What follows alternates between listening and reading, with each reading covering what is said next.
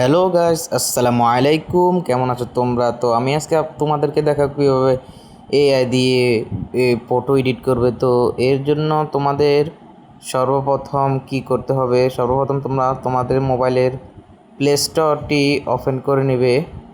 Play স্টোরটি open করে নেওয়ার পর তোমরা তোমাদের সার্চ বারে গিয়ে সার্চ করবে চ্যাট জিপিটি।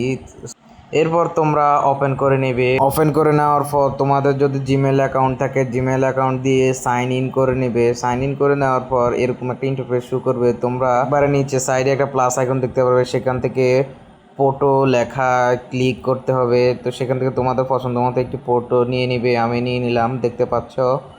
তো তোমাদের কি উপলক্ষে বানাবে তুমি বা কীভাবে বানাবে সেটা তুমি এই টেক্সটে লিখে দিবে। তো আমি লিখে দিলাম।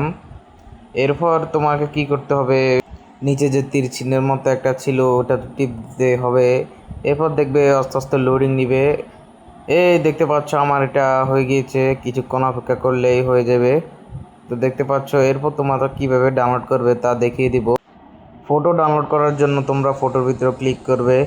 সেখান থেকে ডাউনলোড অপশনে কিছুক্ষণের মধ্যে দেখতে পারবে ডাউনলোড হয়ে গিয়েছে এবং সেখানে ইমোজি সেভ নামের অপশনটি দেখতে পারলে বুঝে নিবে ডাউনলোড হয়ে গেছে। তো ভিডিওটি কেমন লাগলো?